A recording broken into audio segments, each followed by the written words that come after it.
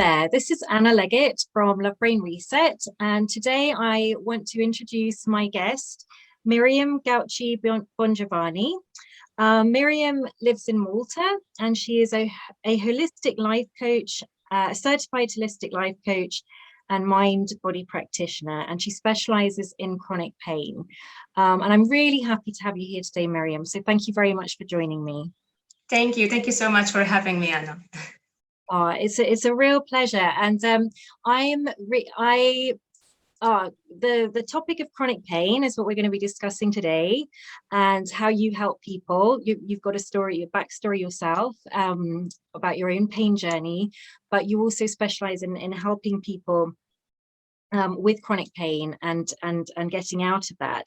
And it's something that is close to my own experience, because I still do actually have some pain, but I have had chronic pain from a car accident 4 years ago, from a musculoskeletal injury and a concussion. So it's a journey that I've been on, trying to heal that, and looking into various different holistic options.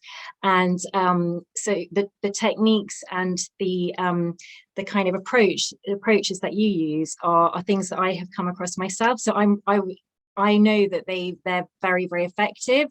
And when I saw that you were doing this work and specializing in it, I just wanted to really share that with other people. Thank you. So yeah, so it's great to have you. So Miriam, maybe maybe the best place to start is with your own story, and Sure. and how you got into this work. Are you happy to start with that? Yes, of course. Brilliant. Okay, so it was 5 years ago. I'm a rock climber, not a professional, but it's one of like my hobbies. It's my sport. And 5 years ago, I was climbing, I was pushing myself, and I noticed this little pull in the shoulder at one point. And at that time, I thought, I had better be careful. And after that, it wasn't like an injury that rushed me to hospital or anything. But after that, I kept feeling some pain in my shoulder. So I decided to go to a physiotherapy. And he gave me just, some exercises, some laser, some like electric shocks. Felt a bit weird, but yeah, I had faith at that point. I thought, okay, so now it will take a few weeks and I'll be back. But somehow the pain didn't go away. And I did try climbing again because I thought it was better. But when I did climb again, the next day, even that same day, it got worse. I even lost range of motion. And I went back to the therapist again, and he said like, oh, okay, so maybe you have a tear that takes long to heal, and you have to get a scan. And even if you have a tear, you shouldn't climb anymore. So already Gosh, that must have been awful for you, as you know, as a rock climber. Yes, it wasn't encouraging at all. Yeah. Even though he didn't have any proof that I had a tear, but anyway. Okay, he just thought you did. Yeah.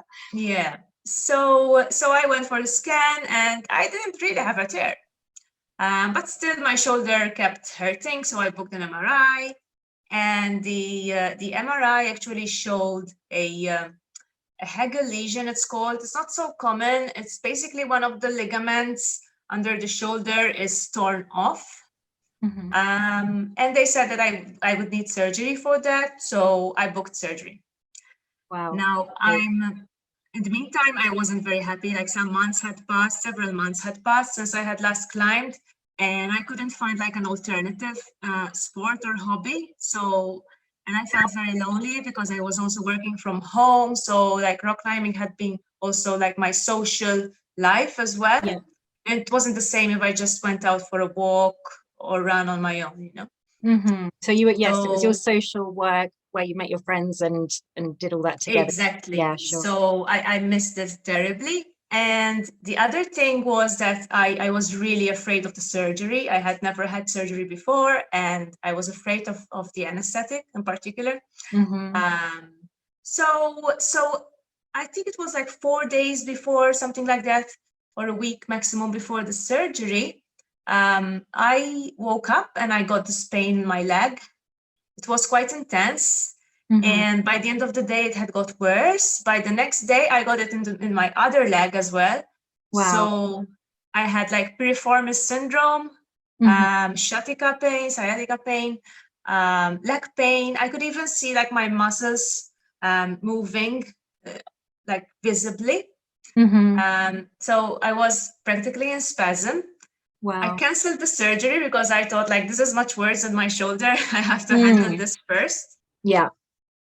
And yeah, from there on, things went downhill. I thought that my body had kind of betrayed me totally. I started getting nerve pain as well in my hands when I typed. So thing is, I had this idea that my life was ruined. So everything, like my sports, now my job, because I couldn't type, it seemed that everything was coming to an end. So it was a very bad time for me. Yeah. And I tried various things. I went for physio again for my legs. I had a steroid injection as well for my piriformis. I went to a nerve specialist who told me that I should give up on sports again. Oh my goodness. And that sent me into an all-time low. And all of these things, and I honestly didn't find any joy in life anymore.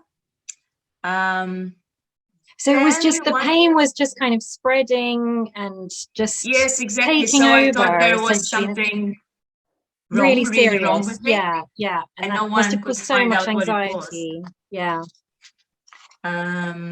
So yeah, so then one fine day, to cut it a little bit short, one fine day I was Googling my symptoms like desperately because I felt like that I couldn't go on like this. And something came up. I discovered tension myositis syndrome. I discovered a wiki page called the TMS wiki. And something caught my attention because all of my symptoms were included in the description, and they mentioned stress and anxiety that had a part in it. And at first, I didn't give it much thought. I was like trying to take a holiday at the time. Didn't work, but I was trying. Okay, yes, hoping that might help and fix things. Yeah. But when I came back home, I thought, let me just look into it again. I think I had saved it to my favorites on my phone. And I started reading about a certain Dr. Sarno, who was a professor of rehabilitation medicine in the US. He died just a couple of years ago. So when I discovered him, he was still alive. And I started to read how he had given up on people with back pain at the time because it seemed that nothing was working for them. And then he started to notice certain similarities in their personalities. He started to notice that some of the people he had, they exhibited certain personality traits, like they were responsible people or highly ambitious people. They were hard on themselves. Some of them had gone through trauma in the past. Or grief. So he started to notice that these people, they had something in common. And then he started to give lectures about the mind-body connection, reassuring these people after they had their scans and ruled out any serious conditions. And he reassured these people that there was nothing structurally wrong causing the pain. And of course, he, having been a doctor and a very approachable doctor, people started to believe him. And after the lecture, some of the people just came free of pain altogether. Wow. And he wrote books. He wrote his most important one is called Healing Back Pain. Even though it was not just about back pain, already he had realized that there are multiple locations in the body where symptoms can manifest. And he called it TMS because tension, it refers like to tension in the body, tension myoneural syndrome. So at first it was tension myositis syndrome. Today it's more known as tension myositis syndrome, but later on, Sarno defined it as myoneural syndrome to include also the nerve pain. Oh, okay. I wondered why it was called that. Yeah. So that makes sense, not just muscular, basically. Yes. Okay. So he wrote Healing Back Pain, and it was quite a success. And a lot of people reported being free of pain just after reading the book. It's a very insightful book, and I read it as part of my own healing journey. Another thing I did was there was a free program on the TMS wiki, which encouraged me to journal about certain issues that might have been bothering me. So, for example, at the time, I wasn't very satisfied with my job, so I journaled about that. In the previous year, I had a few conflicts with my family, so I also journaled and explored how that had affected me. Because what happens in TMS is that because we repress our emotions, those emotions manifest as pain in the body. And the more we repress them, the more likely it is for this to happen. And people repress these emotions because they want to keep the peace, they want to keep their self-image, they want to tell themselves that everything's okay, or they want to tell themselves not to make a fuss about anything. They want to avoid conflict with other people, so they don't speak out. All these kind of things that make you repress your emotions, right? Yes. And yeah, I started delving into that. I read up as much as possible about the condition.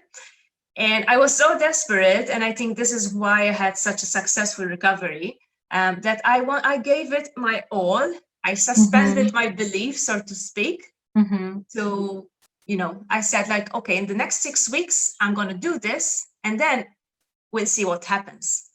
I wasn't constantly doubting or saying to myself like, maybe it won't work, because it was my only hope. And there were so many things that resonated with me. The more I read. So you just decided to give it your full attention and give it the best shot. Yeah. Yes, exactly. In fact, what I notice in people now is in people that take long to recover is that they have a lot of doubt. So they first start working on TMS, but then they're like, no, there must also be something else. So they try something else, which is maybe a bit conflicting to TMS work.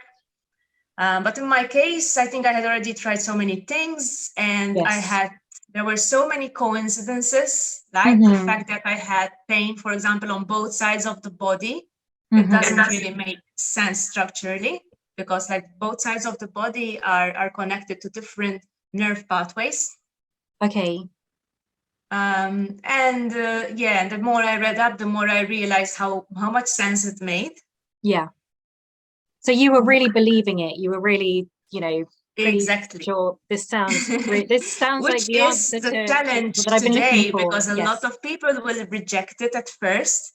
Because they think that their mind can't possibly be producing so much pain. They can't. We're not taught about it. We're not educated, but it can. So as I'm listening to you, I'm thinking that, for a lot of people, they're going to think, well, are you saying, that it's all in your head, that you're just imagining it? So what would you say to people who think that? Yeah, good question. In fact, that's the thing that most people think, that I'm saying, or we're saying that it's all in your head. But the thing is, the pain is very real. And to give a very simple example, let's say that you've just received some shocking news, right? Some really, really bad news. And suddenly your legs start shaking, your heart rate increases exponentially, okay? You lose your appetite, or you need to go to the bathroom.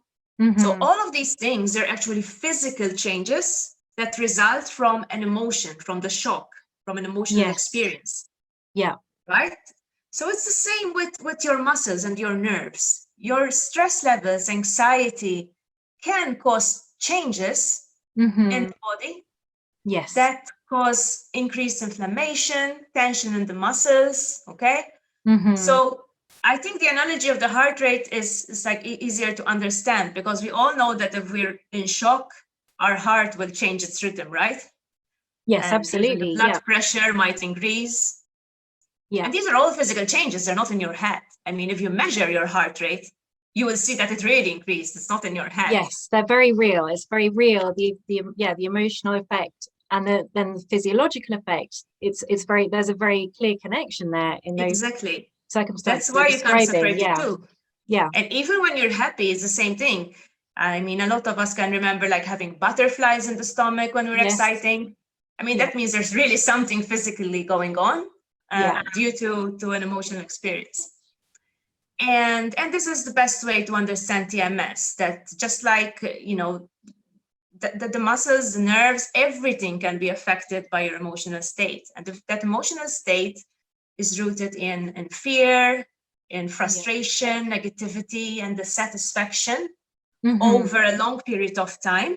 And if the individual has no respite from these feelings, because the individual is always very busy, always overwhelmed, always recalling bad experiences, that puts us in a chronic state of stress.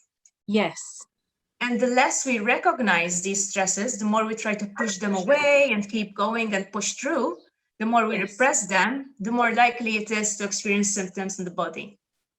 So absolutely. I mean, for many of those emotions are very uncomfortable, aren't they? They're actually painful, some of those. So I think for many people, you know, and I can count myself in on this, before I came across, I also came across John Sarno and his work, but it's like some of those emotions are so painful that you push them away. You repress them as well. That's another reason for suppressing them. And I think what you're saying and what Dr. Sarno and other practitioners were saying or are saying is that, you know, those emotions, when they're pressed down, they can come out as physical pain. Exactly. Yeah.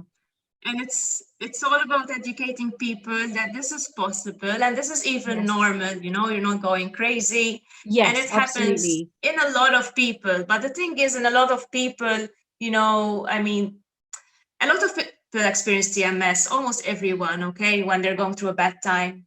But if someone doesn't, you know, worry too much about what the pain can mean, if the situation changes and there's enough balance in one's life, enough joy, then TMS can quickly go away. The problem with people with chronic pain is that when they get the symptoms, they start to get really, really worried about the symptoms. And the more they persist, the more they start worrying that they will have them forever. Yes. And then there's also the situation of, for example, meeting doctors or therapists who don't encourage you at all and who tell you that you might have something that will not resolve, because that puts a lot of, you know, that's very sad if you believe that. Yeah. So it makes you even more depressed, which was yes, what it sort of happened to me. takes away the hope, doesn't it? It's sort of, if you think you're going to be like that long term, it's a pretty despairing place to be. It takes away the hope, and it also takes away the possibility of recovery sometimes, because if you can't imagine feeling better, I mean, pain is a result in a way of conditioning, which comes also from expectation, right? So if you're told that your condition is chronic in itself means that it can last forever. So that's the signal you're giving to your brain each time you tell yourself that you have a chronic condition. Yeah. And your brain is picking that up and then kind of perpetuating it. Exactly. So it's like a cycle that's going round and round. It becomes a cycle and a self-fulfilling prophecy. Okay. Yeah. So what we do in TMS work is, first of all, teach people about all this, because sometimes it's enough for some people to recognize that it's their stress and emotions that are causing this, that already removes some of the worry about the symptoms.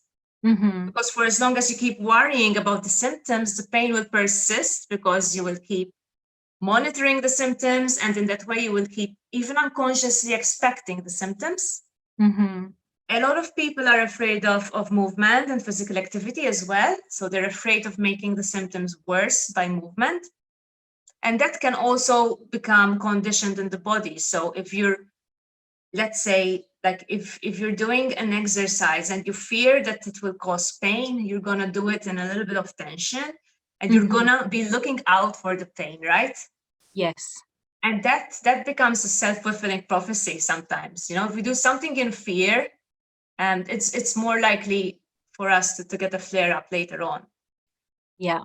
Fear is So huge, actually. The yeah, fear, I remember that really clearly from very early on in my recovery, that I would be so afraid to move because for me, in my mind, the movement caused more pain. And so yeah, I was doing less and less. And so then it would be a smaller thing that would trigger the pain. So the less movement I did, the worse the pain got. And it was sort of, yeah, for me, it was a process of realizing that actually that it wouldn't necessarily make the pain worse, that actually over the long term it would make the pain better, like it would just exactly. yeah, That's one yeah, of the realizations yeah, actually, because some people, they start limiting and they keep shrinking their yes, possibilities. yeah, So, okay, first going for a run hurts. Then they might think, or like that going for a walk will hurt. They start doing less and less to yeah, protect themselves. But what they're doing in reality is actually feeding the symptoms. yes, And if you want to treat TMS for what it is, and if you want to believe that there's nothing structurally wrong and that this is all a mind-body process, you have to behave and act as if there is nothing wrong. And that includes, moving more normally.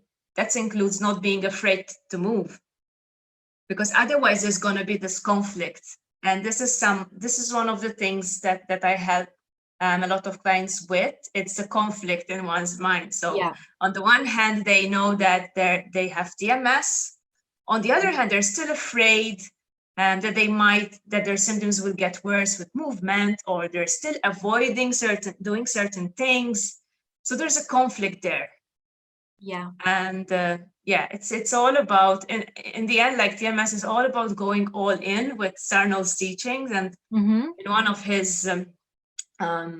reminders, he has like 12 daily reminders in his book.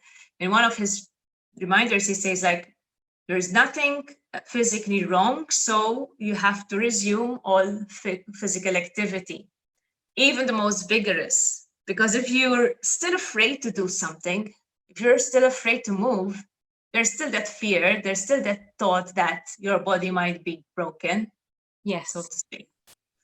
But yeah, of course, I mean, this doesn't take place in a day. You have to build the confidence first. You have to learn about it first, because unless you're 100% confident that this is going to work, it might backfire. So it's not like, I recommend to people to just go off on a run if they're in a lot of pain. It's a process, right? yes, sure. So for you, how long did that process take? So in terms of your recovery, so you found all this information and you started learning about it and going all in and doing the journaling and overcoming your fear of moving. How long was it before you were fully recovered? 5 to 6 weeks. For me, it was quite fast. That's hardly anything, really. Because so you'd been in pain for, how long had you been in pain for? About a year, Okay, different symptoms. yeah. Yeah. So from a year, you've been in pain for a whole year and just feeling like you were never going to get out of it. And then you did all this work, and within 5 to 6 weeks, you were 100% no pain. Yeah. And it's not Yeah, just me. I that's mean, there are amazing. people who have been in pain for years, Yes. even like 10, 20 years. And then Yeah. they try this method and it works for them. So, I mean, I know that, like, I'm sure that my symptoms would have persisted if I didn't discover TMS. Yeah. That's obvious to me, because as I started working on it, I started to notice certain things and everything just came together, right? And one other thing is that for me to totally, so the pain started to subside as I did the work, right? So a lot of people experience this improvement in the beginning, but there's still a little bit of fear and doubt. So my fear and doubt went away one evening when I decided that I would just break into a run, because I was still avoiding running. So I was walking, trying things, but something in me was still avoiding the running, because at one point I had tried like jumping to avoid a puddle of water when I was in pain. Okay. And after that, I mean, I was in an intense pain. So I still had that fear that could happen again if I did anything a little bit more intense. And that I consider to be my breakthrough, because after I actually broke into that run with full confidence, 100% confidence that there was nothing wrong with me, then all my symptoms disappeared. Wow. Because for as long as you hold yourself back, even a little bit, Yeah. there's still going to be that fear and conflict in your brain. So yeah, it's a process. And I should also say that about like 2-3 months later, I reached my previous rock climbing level again. So Wow. yeah. 2 or 3 months later. That's incredible. That's absolutely incredible. So you had this experience where you just decided you were going to run and just go for it anyway, and never mind, you do it anyway. That solved things, and then you were able to build up your fitness levels to where you had been previously before all this. Yes, and I mean previously, what I do is very intense. I climb in caves, I climb overhangs, I hang on my hand. Sometimes I hang on one hand, so it's not like light exercise. No. The therapist couldn't believe me because he told me, yeah, go climbing, don't climb anything steep, something, like gradient wise, very. And then when I told him, was like, yeah, like, and I tried to explain TMS to him, and he did tell me that that stress and anxiety do play a role in this. And he did tell me that when he first saw me, he could tell that I was in a really bad state emotionally. So he could see the link, the connection. But what he couldn't really see is that he still thought there was something wrong. Structural, yes. So he thought there was a combination of both, so my depression and something structural. That's what I couldn't perfectly get through to him. Yes. Yeah, that's why he was so amazed when I told him that I could now climb properly. That is amazing. It is absolutely extraordinary. And if anybody's hearing this sort of thing for the first time, it does sound absolutely, it's amazing. But these stories I've heard so many as well. I mean, I've been on a similar journey in terms of finding out about this kind of approach to pain, to chronic pain. And I've just come across so many similar stories. And so for me as well, it just it rings so true. It really makes sense. And I think as well, this approach to pain, this understanding of pain, and how it is kind of in the brain, and the sort of patterns that get set up and the pathways and things, and then being able to alter those, that is becoming more sort of a mainstream approach, rather than just sort of thinking, oh, well, it is all structural and physical. And obviously it is in certain circumstances, but it's that situation where, in those cases where the pain, there is no physical damage anymore, and it's not sort of showing up on anything, isn't it? It's when it goes on for months and months, like because normally something would heal within about 6 weeks, I think. Is that correct? Yes, exactly. I mean, bones heal within 6 weeks. Some tissue injuries may take a little bit longer.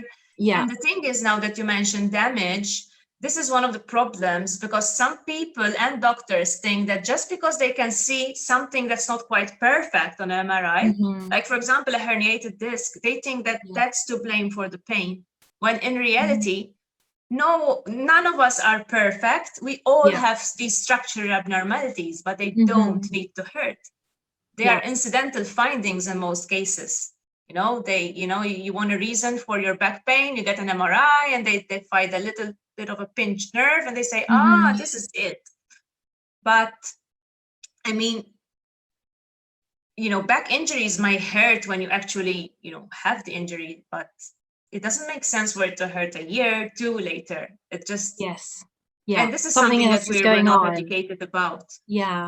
And so the more people are educated, the more people understand about this link between the mind and body, the better, really, because I think it's understanding that there's actually nothing wrong with you. Like, it's not that it kind of the pain, it is in your head, because that's where pain, there is that connection in the brain for pain. So in that sense, it is in your head, but it's not that it's some kind of psychological weakness or something that, or emotional thing that I think people are afraid of. They're afraid of thinking, oh, there's something wrong with me. If that's the case, I don't want to have that label, or I don't want to be seen in that way or thought of in that way. But actually, what I got from reading about John Sarno's approach is that actually it's just common amongst all human beings. That is just a part of being a human, and so it's not abnormal. It's not, it's No, not at all. normal. Yeah, Not at yeah, all. And I mean, as I said, like I think everyone experiences TMS at some point. But then there yeah, are certain personalities, certain people who, are either under like a lot of chronic stress, yeah, or else they tend to worry much more about their health, about their symptoms. yeah, And that's when it can become chronic, because when you start building up these emotions towards the symptoms like fear, yeah. frustration, okay, and Mm-hmm. loss of hope, Mm-hmm. it starts actually feeding the symptoms. In fact, a Yeah. lot of people say that their symptoms have gone away when they stopped caring about them so much. Mm-hmm. And this is one of the things I teach. I call it like mindset shift. So Yeah. you shift the way that you react to your pain. So the pain is Mm-hmm. there, of course, you acknowledge it, you don't try to push it Mm-hmm. away, but you start noticing your emotions to it and trying to change them into something else, even Mm-hmm. if that something else is just being a bit more objective. That's Yeah. where mindfulness can help, for example, because it can help you, view the pain, examine it from a more objective perspective without attaching too many feelings and emotions to it. Yeah. No, it's such a fascinating area, and I was very fortunate because I had a GP in the UK who I went to see him after, I think it was after a couple of years of experiencing chronic pain. And I'd been on painkillers for months. And then I decided to come off them because I was worried about the side effects. But I was sort of managing the pain with natural, like supplements and things, which are really, really effective, actually. And sometimes I still take them. So I was taking things like turmeric and boswellia and a number of things. But I got to a point where I had such a problem walking, and I had so much pain in my back that because I had a car accident where a 4x4 went into the back of my car when I was stationary, and it was extremely painful. And my back was so painful at times that I felt like my back was broken. It was just so incredibly painful. And I went to see chronic pain specialists, and I had physio, I had osteopathy, I had acupuncture. I don't know how many people I saw. And I got to the point where I was walking with a walking stick, and I just thought I'd never be able to do any exercise. I was trying to, I would sometimes, I sort of had to gradually work up to kind of walking and then sort of running a bit in the garden. But I never thought I'd be able to kind of ride a bike again or do kind of climbing or anything like that. And I did have another thing going on, which is with the concussion, it does sort of, that affects pathways in the brain and various things. And brain injury commonly, or quite often, people do end up with chronic pain, and there's a kind of pain sensitization, and I don't understand all the science, but it does complicate things. But my GP sent me to see an osteopath who was very much into kind of lifestyle and the mind-body connection. And he did talk to me about the kind of stress side of things. And obviously I was under huge amounts of stress for various reasons, partly the trauma. I was involved in a legal case, and just the whole, how it was all affecting my life. And then I went to see a mind-body expert for like 6 weeks or something, and those two things were just so incredibly, again, he helped me to see the connection, and I was finding out about Sarno's work as well, and all of that really, really, really helped me. And so I was able to not walk with a stick anymore, and I was able to ride a bike and go swimming again, and do all these things again, and it was just amazing. So yes, I mean, it totally transformed my life. And I'm not 100% better, and I have good days and bad days, but I'm very aware of what I need to do to lessen the pain, and I'm hopeful that one day I won't have it at all. But yes, I'm sure you would. I hope so. But it is incredibly, and like you was journaling and doing, all those things. So, and mindfulness, as well. Yeah, I Those mean, in your practices. case, I noticed that you're very, very traumatized by the accident. And when you Yes. have a real accident, the body Yeah. actually remembers the pain. If the pain was so intense, I mean, we have like a memory, even like in Yes. our nerves. So it's much more easy to sometimes feel the pain again, even when even when the injury has healed. Yes. And in your case, like what you mentioned, at first you went for treatments that treated the problem structurally. and you Yeah. said like didn't improve. Yeah. And I think that is the problem with TMS pain, because like physiotherapy, acupuncture, all of these things, they work really well when you have a real injury. You need them.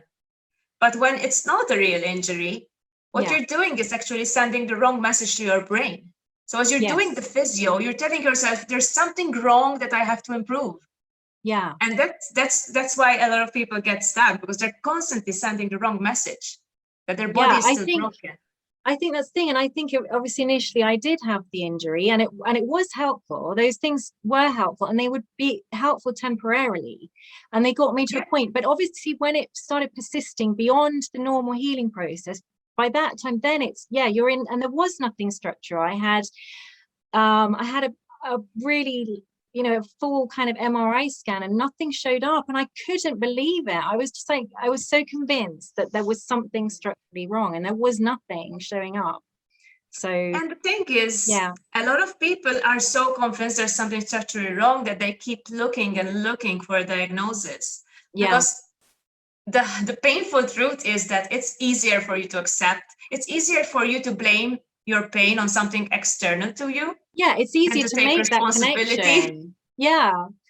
And this is why, like, if you can see it on a scan or something, then you can explain it away, kind of thing, can't you? Yes, it's very hard to say, oh my gosh, there are things I can do to shift my thinking and to shift the way I am relating to this pain, that could actually heal it. Yes, but not a lot of people are ready for that, because it takes a lot of responsibility. You have to be very honest with yourself, and a lot of people find comfort in blaming it on something else. And even when they don't find something structural, a lot of people, unfortunately, for example, get diagnosed with fibromyalgia, which is an extreme form of TMS, which is actually a condition which is diagnosed by elimination. There's nothing in the body to show that you have fibromyalgia.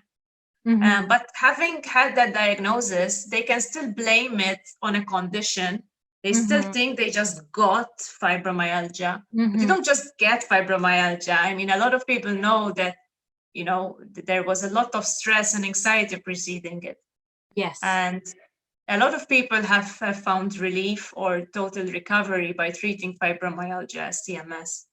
Yes, that's amazing as well. That's wonderful to hear. Oh my gosh, it's just so fascinating. And so now, Miriam, you kind of, you get on with your life and everything, and do you ever, like, if you've had sort of pain or anything since then, like perhaps unrelated to this but another one, are your kind of alarm systems out? Are you kind of thinking, oh, this might be it, and then applying? I mean, of course there have been stressful times since then, and I sometimes have like a weird symptom here and there, but I'm quite quick to make the connection. And also, since I don't fear pain anymore, it goes away quite fast. And by the way, the symptoms you get are usually the symptoms that will worry you the most, the symptoms that are the most effective. So, for example, initially I got pain, but then I worked so much on my fear that I stopped being afraid of pain. So it stopped working for me. It was no longer an effective distraction. Okay. So, for example, there was another time when I was quite stressed and I got heartburn. And that started to worry me a bit more, because it might affect my diet, and it's not something I'm comfortable with, problems with my stomach or whatever. So that worked as a better distraction for me that time than if I had just leg pain. And I was also talking to another coach that week, and I said, like, could it be stress? Because I know I'm really, really not happy about this at the moment, and I know that I was drinking coffee, and my friend told me not to drink too much because it's bad. So all of, I manifested the heartburn. And he said, like, why don't you just eat normally and treat it as TMS? And by the next day it was gone. That's when amazing. You decide, once you rule out, obviously. Yeah, sure. You have to rule those other things out, don't you? Yeah, absolutely. But if you rule out anything serious, of course, like cancer, infection, Yeah. And once you decide to treat it as TMS and you stop fearing it, I mean, it's amazing how many symptoms you can get over quickly. It's absolutely amazing, and I love the work that you're doing. I think it's, it's brilliant, and I hope that people listening will, that this will resonate with some people, and that they will, if people are listening and you've got chronic pain, then this is something that you would be open to exploring and finding out more about.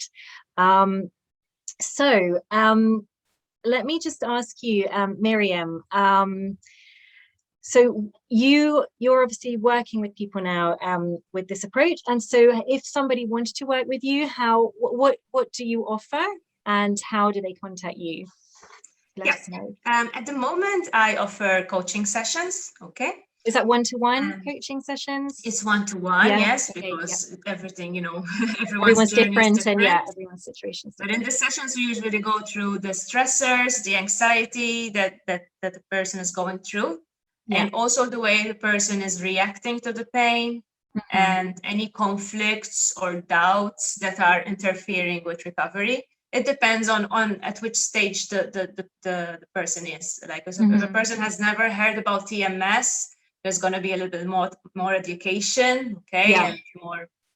But a lot of people come to me after having learned about TMS, and in that case, I help them get over their blocks. So I usually can, in a session, I can usually determine why the person is still in pain. Sometimes it's just because they keep avoiding something, they keep replaying negative experiences in their mind, their expectations. So and besides the coaching sessions, we also have an ebook program, which is 25-day entirely DIY. I wrote this in collaboration with another coach called Duncan Clark, and it's available as an ebook on my website as well.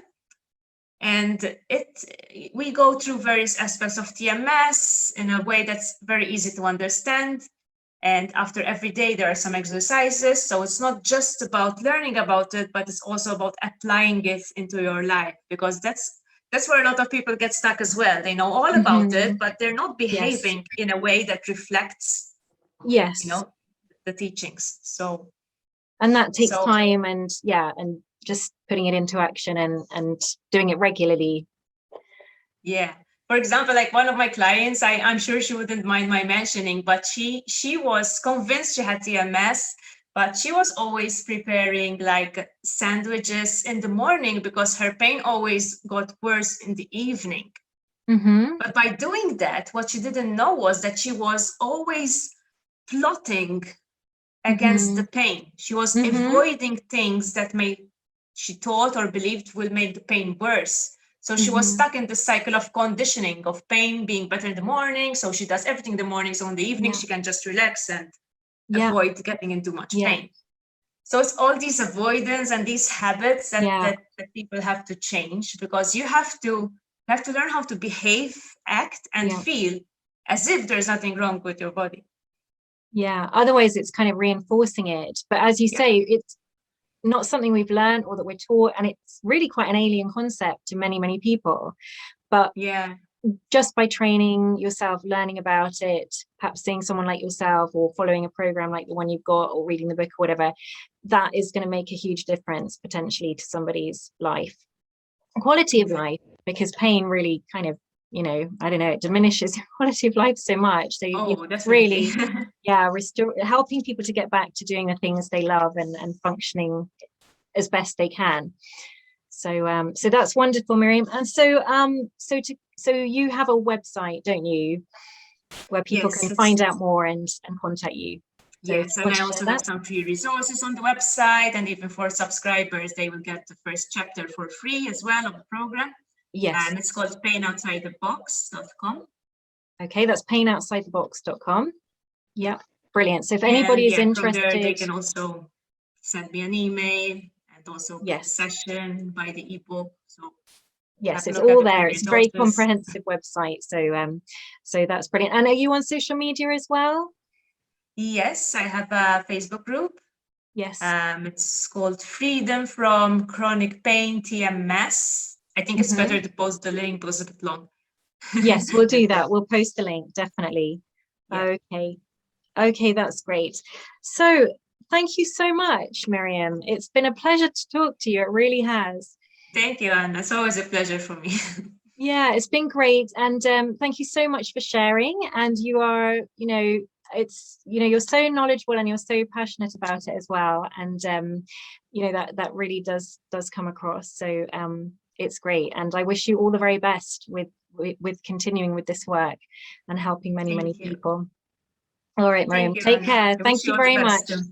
All right, thank you. And you too. Bye-bye.